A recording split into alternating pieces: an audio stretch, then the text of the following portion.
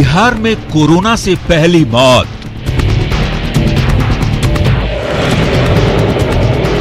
किस किस के संपर्क में आया सैफ?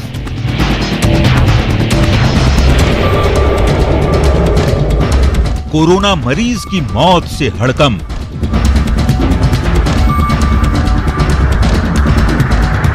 बिहार में कोरोना बवंडर।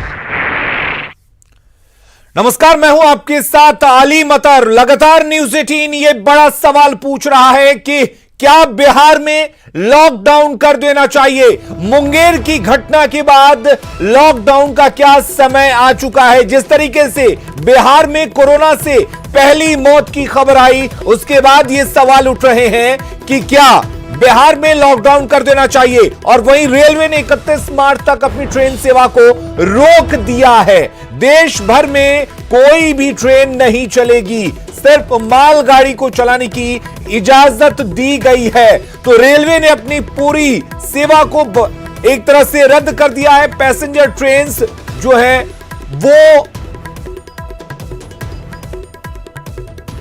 आपको बता दें कि पैसेंजर ट्रेन को रोक दिया गया है। सवाल यही है कि जिस तरीके से आज पूरी खबर सामने आई कि बिहार में कोरोना से पहली मौत हुई, उसके बाद सवाल यही है कि क्या बिहार में लॉकडाउन कर देना चाहिए, क्योंकि मुंगेर में एक शख्स की मौत हो जाती है। दरअसल ये शख्स सैफ अली जो कतर से 10-15 दिन पहले लौटा था, उसके बाद वो कोलकाता पहुंचा। कोलकाता में उसकी जांच की गई, उसके बाद वो कोलकाता से मुंगेर तक पहुंच जाता है। मुंगेर में उसकी तबीयत बिगड़ती है और फिर उसे एक प्राइवेट अस्पताल में भर्ती कराया जाता है। प्राइवेट अस्पताल से उसे पटना पीएमसीएच लेकर जाया जाता है। पीएमसीएच से उसे एम्स भर्ती करा दिया जाता है। इस दौरान वो किन किन लोगों से संपर्क में आया आप समझ सकते हैं। उसके बाद पटना एम्स में उसकी मौत हो जाती है। और उससे बड़ी बात ये कि एम्स में मौत होने के बाद तक पता नहीं होता है कि सैफ कोरोना से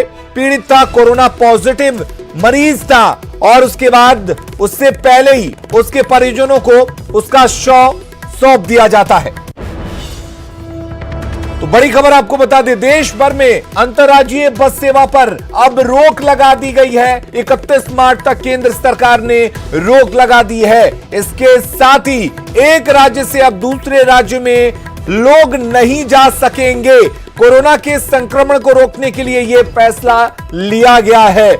केंद्रीय कैबिनेट सचिव और पीएम के प्रधान सचिव ने इसकी समीक्षा की थी, उसके बाद यह फैसला लिया गया है। तो अब ट्रेन के बाद से देश भर में अंतर्राज्यीय बस पर भी रोक लगा दिया है। इस बीच सवाल यह है कि क्या बिहार को भी पूरी तरह से लॉकडाउन कर देना चाहिए, क्योंकि अब एक के बाद एक केंद्र सरकार के बड़े फैसले आ रहे हैं। पहले ट्रेन को पूरी तरह से, पैसेंजर ट्रेन को पूरी तरह से रद्द कर दिया गया है 31 मार्च तक। अब खबर यह आ रही है कि अंतर्राज्यीय बस सेवा को भी 31 मार्च तक बंद कर दिया गया है। यानी कि अब लोग एक राज्य से दूसरे राज्य तक नहीं जा सकेंगे। और रवि हमारे साथ इस वक्त जुड़े हुए हैं। रवि, भारतीय रेल ने पैसेंजर ट्रेन पर रोक लगा दी है। 31 मार्च तक सभी पैसेंजर ट्रेन को रद्द कर दिया गया है। और वहीं केंद्र सरकार ने बड़ा फैसला यह भी लिया है कि अंतरराज्यीय बसों की सेवाओं को 31 मार्च तक के लिए रद्द कर दिया गया है। और जिस तरीके से अब बिहार से बड़ी खबरें हैं, लगातार कोरोना के संदिग्ध सामने आ रहे हैं, पॉजिटिव मरीज सामने आ रहे हैं, एक की मौत हो चुकी है, लापरवाही सामने आ रही है। तो सवाल यह कि क्या अब आपको नहीं लगता कि बिहार में भी लॉकडाउन हो जाना चाहिए?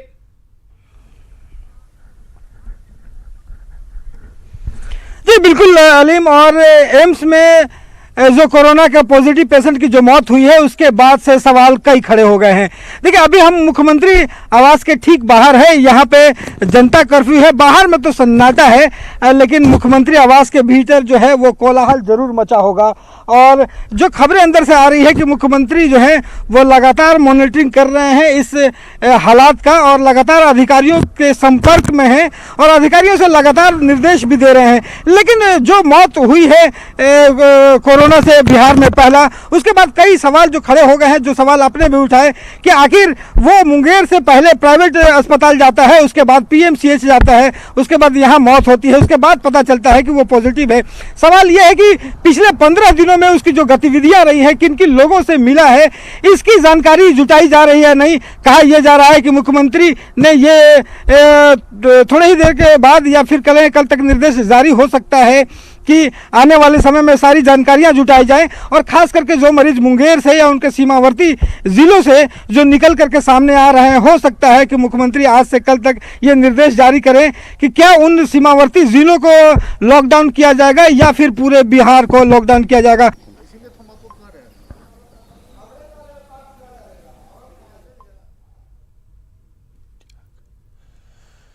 तो बिल्कुल जिस तरीके से खबरें एक के बाद एक आ रही हैं, पहले एक मौत की खबर आती है पटना एम्स में, उसके बाद अब खबरें ये भी आ रही हैं कि 2 और पॉजिटिव मरीज हैं जिनका इलाज चल रहा है। उसके बाद कई संदिग्धों के सामने आने की बात आ रही है।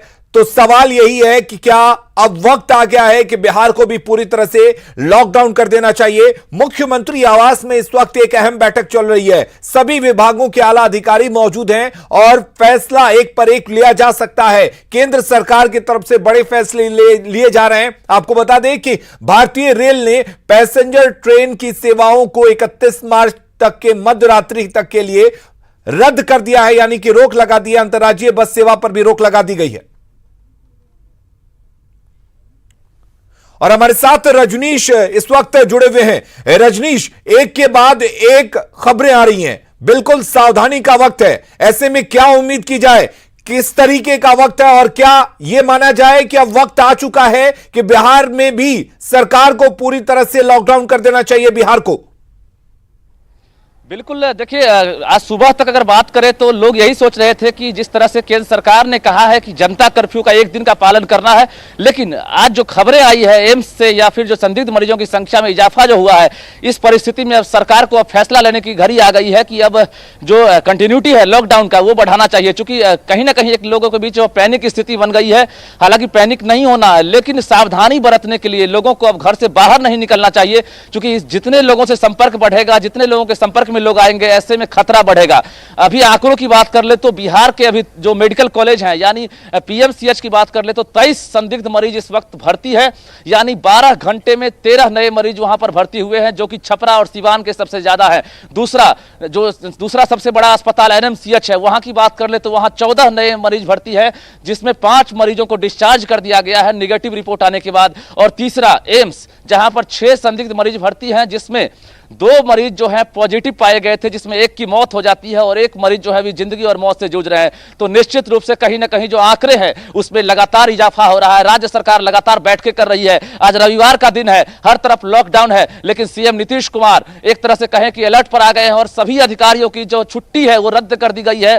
तमाम विभाग के अधिकारी जो है सचिवालय में पहुंच गए हैं। वहां पर स्वास्थ्य विभाग के साथ साथ मुख्य सचिव जो है लगातार बैठकें कर रहे हैं, रणनीति बनाई जा रही है, जहां एक बैठकों का दौर जारी है। हमारे साथ रवि एस नारायण भी जुड़े हुए हैं। रवि, इस वक्त आप मुख्यमंत्री आवास के बाहर हैं और उम्मीद की जा रही है कि अंदर काफी हलचल मची हुई है। जनता कर्फ्यू है और जनता कर्फ्यू की वजह से बाहर शांति दिखाई दे रही है, लेकिन अंदर काफी हलचल है। तो क्या यह माना जाए कि देर से ही सही, लेकिन बिहार सरकार अब पूरी तरह से सजग हो चुकी है कि इस पर कोई बड़ा फैसला लिया जाना चाहिए?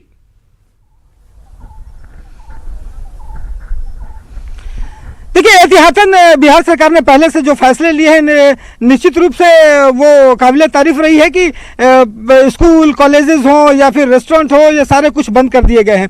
लेकिन जो लापरवाही अभी एम्स में देखने को मिली है और जिस ढंग से बातें निकल करके सामने आ रही हैं, वो अलार्मिंग सिचुएशन है अलीम। और माना जा सकता है कि मुख्यमंत्री जिस ढंग से सारी बातों पर नजर रखे हुए हैं, आने वाले समय में कल से परसों तक जो है वो बड़े निर्णय बिहार में देखने को मिल सकते हैं। जिस ढंग से केंद्र के अधिकारियों के साथ अभी सचिवालय में जो बैठक हुई है, मुख्य सचिव समेत तमाम जो लोग बैठे हैं वो इस बात की लगातार मॉनिटरिंग कर रहे हैं और जानकारी ले रहे हैं कि आने वाले समय में कौन कौन से बड़े कदम उठाए जाने चाहिए ताकि लोगों को ज़्यादा से ज़्यादा ये फैलने से रोका जा सके। उसमें जो सवाल एक खड़ा होता है कि जो सिचुएशन अभी बना है, निश्चित रूप से लॉकडाउन वाली सिचुएशन बन रही है। अब देखना यह होगा कि क्या पूरे बिहार को लॉकडाउन किया जाता है या फिर कुछ सीमावर्ती जिलों को किया जाता है। लेकिन सवाल तो निश्चित रूप से कि जैसे जैसे खबरें सामने निकल रही है, मरीजों की संख्या बढ़ रही है, वो परेशानी पैदा करता है। हालांकि हमारे जो दर्शक हैं उनसे लगातार ये हम अपील कर रहे हैं कि इसमें डरने की बात नहीं है, पैनिक नहीं होना है, लेकिन सावधानियां जरूर बरतनी है। और ये सावधानी जो है वो स्वास्थ्य विभाग के लिए ज्यादा जरूरी है। जिस ढंग से स्वास्थ्य विभाग का काम करता रहा है पहले भी, चमकी का बुखार हो या कई मामलों में लगातार फेलियरिटी उसकी जो है सामने आती रही है, लेकिन इतने बड़े सिचुएशन में जो है वो कई बड़े निर्णय अलीम लेने होंगे और लॉकडाउन जैसी स्थिति अगर करने की जरूरत पड़ती है तो इसमें भी हर्ज नहीं है, इसमें भी कदम उठाए जाने चाहिए। माना यह जा सकता है कि जिस ढंग से मुख्यमंत्री लगातार बातों पर नजर रख रहे हैं, आने वाले 1-2 दिनों में बड़ी खबरें मिल सकती हैं। जी, लेकिन सवाल यह भी है कि चमकी बुखार की अगर बात करें, अगर उससे हम कंपेयर करें, तुलना करें, तो इस वक्त हालात पूरे देश में नहीं बल्कि पूरी दुनिया में भयावह है। उस तरीके से आपको नहीं लगता कि ये जो बैठक चल रही है, हालांकि सरकार ने कदम उठाए थे, लेकिन जो सख्त कदम उठाए जाने चाहिए थे उसमें कहीं ना कहीं थोड़ी देरी हुई है, जिसकी वजह से एक मौत का मामला आज सामने आ चुका है।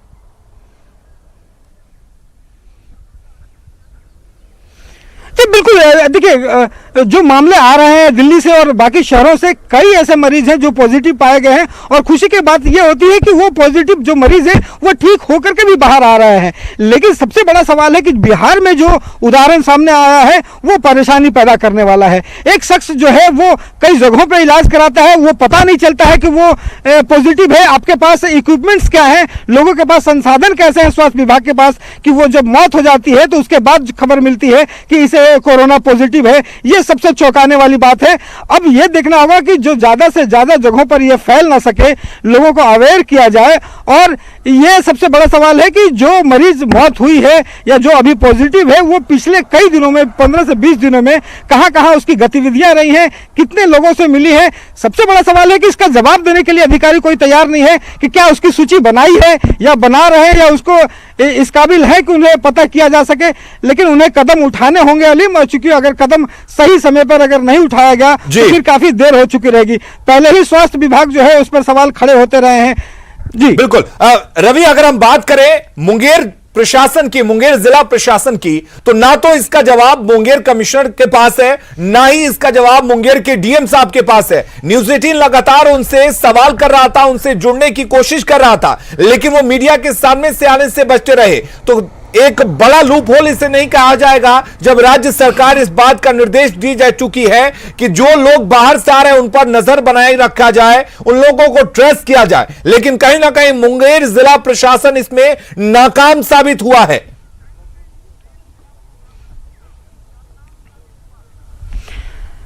देखिए, मुंगेर जिला प्रशासन की बात करें तो बड़ी नाकामी है ये।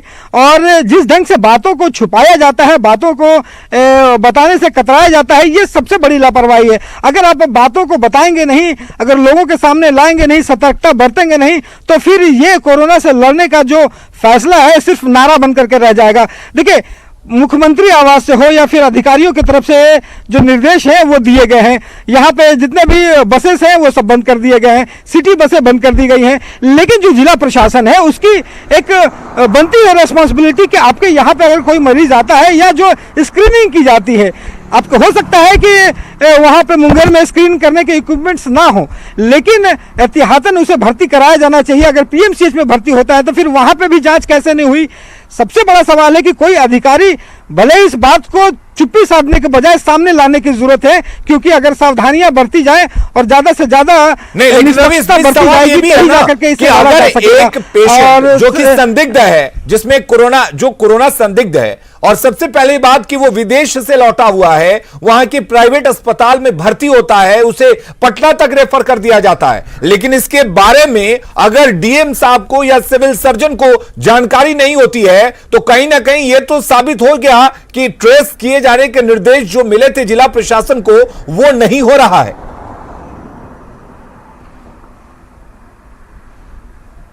जी बिल्कुल अलीम, और एक ढंग से कहे तो ये एक ढंग का जो जिला प्रशासन है वो बिल्कुल पैरालाइज्ड कह सकते हैं इसे, कि ये कैसे हो सकता है कि जो खबरें हम लोग लगातार दिखा रहे हैं और सवाल उठा रहे हैं कि कोई अगर विदेश से आ रहा हो, कोई कतर से आ रहा हो, कोई दुबई से आ रहा हो, और आपको ये पता है कि वो बाहर से आ रहा है, उसके बावजूद उसकी उस ढंग से जांच क्यों नहीं की जा रही है, और अगर जांच करके रेफर किया जा रहा है और जिला प्रशासन को पता तक नहीं है, ये कितनी गंभीर बात हो सकती है कि कितना लापरवाह है और कितना कैजुअल ढंग से इसे लिया जा रहा है। सबसे जरूरी अभी इस बात की है कि मुख्यमंत्री आवास से या फिर कहें बड़े अधिकारियों की तरफ से दिशा निर्देश सख्त दिए जाएं कि अगर ऐसे जिला प्रशासन की तरफ से कोई लापरवाही होती है, अधिकारियों की तरफ से लापरवाही होती है, तो उसे नापने की जरूरत है, उस पर कार्रवाई कठोर करने की जरूरत है, क्योंकि ये सिर्फ लापरवाही नहीं है, ये सिर्फ घोर अपराध है जहां पे लोगों की जो जिंदगी है वो खत्म हो सकती है। तो जरूरत इस बात की है कि किसी भी ढंग से छुपाया ना जाए, बिल्कुल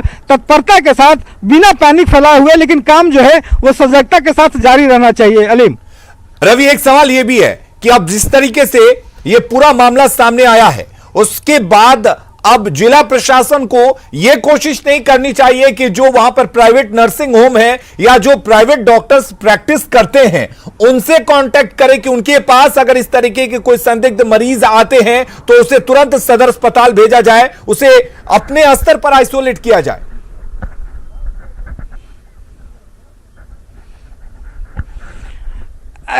अलीम, सिर्फ यही बात नहीं है। देखिए, जो आपके सामने चाइना का उदाहरण है, तमाम जगह पे पूरे दुनिया भर में ये बीमारियां फैल रही हैं, और खास करके जिस ढंग से वहाँ सफलता के साथ उस पर अगर काम हो रहा है तो उसे भी प्रिपरेशन करने की ज़रूरत है, केस स्टडी देखने की ज़रूरत है कि आखिर कैसे इतनी सफलता के साथ जो लोग हैं वो उस पर काबू पा रहे हैं। आपके यहाँ पे एक जिला प्रशासन के अगर की तरफ से इतनी भी काम अगर नहीं होता है कि उसे बढ़िया से रखा जा सके, उसे अच्छे से जांच किया जा सके, तो ये सबसे बड़ी लापरवाही है। और सबसे ज़रूरी इस बात को लेकर के है कि वो मरीज़ पिछले 15 दिनों में कहाँ कहाँ गया, किससे मिला, उनके परिजन किन परिजनों से मिला, उन परिजनों की भी पूरी सूची तैयार होने की जरूरत है, और सारे लोगों को एक गहन जांच में रखा जाना चाहिए। ऐसे तमाम रवि, बहुत बहुत शुक्रिया आपका तमाम जानकारी देने के लिए। और हम लगातार ये बताने की कोशिश कर रहे हैं कि लॉकडाउन बिहार में क्यों जरूरी है, यह हम बताने की कोशिश कर रहे हैं, और लगातार यह समझाने की कोशिश कर रहे हैं कि आखिर बिहार में लॉकडाउन करना क्यों अब जरूरी हो गया है। क्योंकि जिस तरीके से लगातार मरीज सामने आ रहे हैं और जिस तरीके से लगातार इस तरह के संदिग्धों की संख्या बढ़ती जा रही है, उसके बाद यह जरूरत हो चुकी है कि अब बिहार को पूरी तरह से लॉकडाउन किया जाए।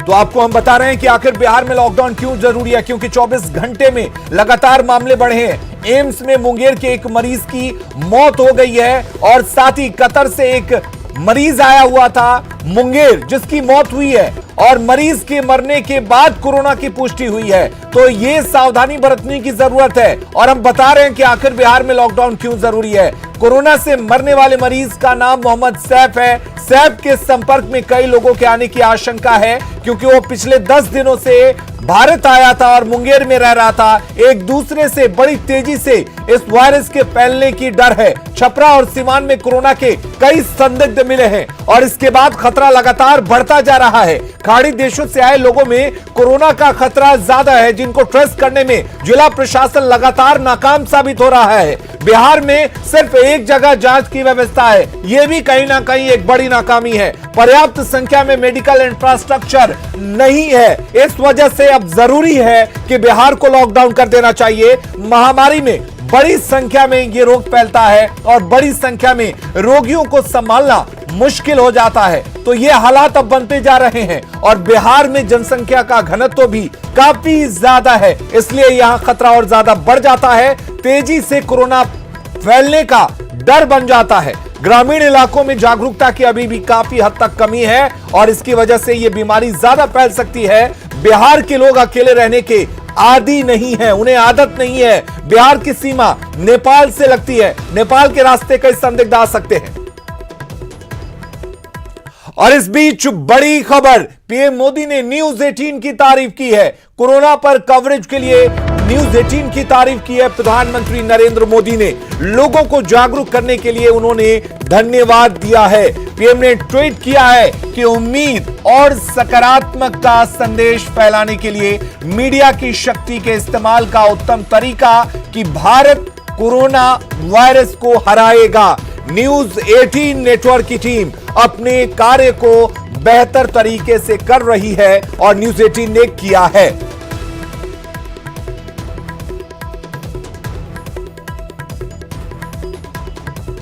तो प्रधानमंत्री नरेंद्र मोदी ने ट्वीट किया है और ट्वीट कर कहा है कि उम्मीद और सकारात्मक का संदेश फैलाने के लिए मीडिया की शक्ति के इस्तेमाल का उत्तम तरीका कि भारत कोरोना वायरस को हराएगा।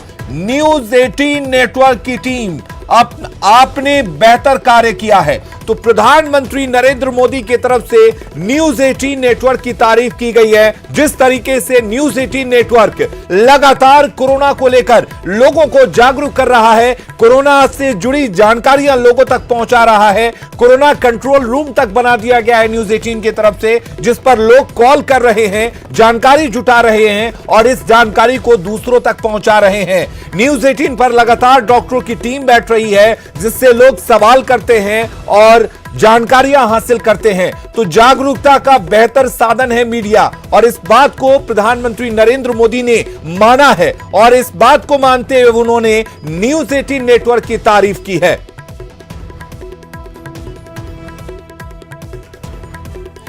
तो बिहार में कोरोना वायरस से पटना एम्स में पहली मौत हुई है। इसे लेकर बिहार में हड़कंप मचा हुआ है। बताया जा रहा है कि शुक्रवार को मरीज को एम्स में भर्ती कराया गया था और जांच रिपोर्ट आने के बाद उसके कोरोना से मौत की पुष्टि हुई है। हमारे पास जो मरीज आया था इसका नाम सैफ है, जो कतर से आया था। 20 तारीख को हमारे यहाँ एडमिट हुआ एम्स पटना में। उसको पहले से ही क्रॉनिक किडनी डिजीज़ थी, पेशेंट डायलिसिस पे था और साथ में उसको कुछ सिम्टम डेवलप हुआ, रिस्पिरेटरी डिस्ट्रेस में वो ऑलरेडी था। तो हमारे पास आया, उसके लिए जांच के लिए उसकी रिपोर्ट सस्पेक्ट किया हम लोगों ने और उसके लिए उसकी रिपोर्ट के लिए सैंपल भेजा गया RMRI में। कल पेशेंट की डेथ हो गई, बट रिपोर्ट हमें आज मिली है उसकी। आज अभी 10 मिनट पहले रिपोर्ट मिली है, जिससे हमें पता लगा कि वो पॉजिटिव था।